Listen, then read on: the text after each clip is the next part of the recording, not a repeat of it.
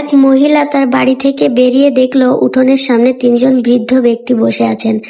তিনি তাদের কাউকেই চিনতে পারলেন না, তাই বললেন, আমি আপনাদের কাউকে চিনতে পারলাম না, কিন্তু আপনারা হয়তো ক্ষুধার্ত, আপনারা ভেতরে আসুন, আমি আপনাদের খাওয়ার ব্যবস্থা করছি।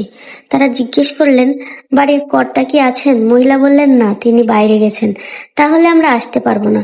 সন্ধ্যায় যখন বাড়ির কর্তা ঘরে ফিরে সব শুনলেন, তখন তিনি বললেন, যাও, তাদের বলো যে আমি ফিরেছি এবং তাদের ঘরে আসার জন্য অভ্যর্থনা জানাচ্ছি। মহিলা বাইরে গেলেন এবং ভেতরে আসতে বললেন, কিন্তু তারা বলল, আমরা এভাবে যেতে পারি না। মহিলা জিজ্ঞেস করলেন, কিন্তু কেন? আবার কি সমস্যা? বৃদ্ধ লোকেদের মধ্যে একজন বললেন, আমাদের মধ্যে একজনের নাম সম্পদ, আরেকজনের দিকে নির্দেশ করে বললেন, তার নাম সাফল্য এবং আমি ভালোবাসা। এখন আপনি ভেতরে গিয়ে সিদ্ধান্ত নিন, আমাদের কাকে আপনি ভেতরে ঢুকতে দেবেন।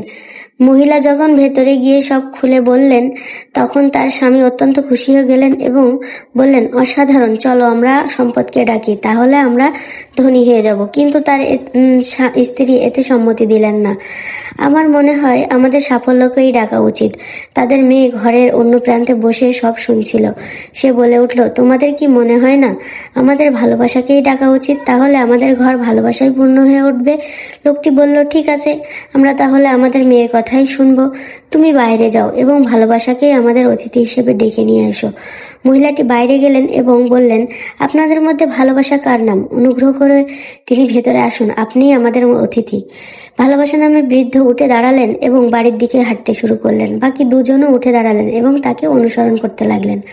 মহিলাটি এতে ভীষণ অবাক হয়ে গেলেন এবং বললেন, আমি তো শুধু ভালোবাসা নামের বৃদ্ধকে ভেতরে আসার আমন্ত্রণ জানিয়েছি, আপনারা কেন তার সাথে আসছেন? বৃদ্ধ লোকেরা বলল, আপনি যদি সম্পদ আর সাফল্যকে আমন্ত্রণ করতেন তবে আমি বাকি দুজন বাইরে থাকতাম, কিন্তু আপনি যেহেতু ভালোবাসাকে আমন্ত্রণ জানিয়েছেন, সে যেখানে যায় আমরা দুজনও সেখানেই যাই। যেখানেই ভালোবাসা থাকে সেখানেই সম্পদ ও সাফল্য থাকে।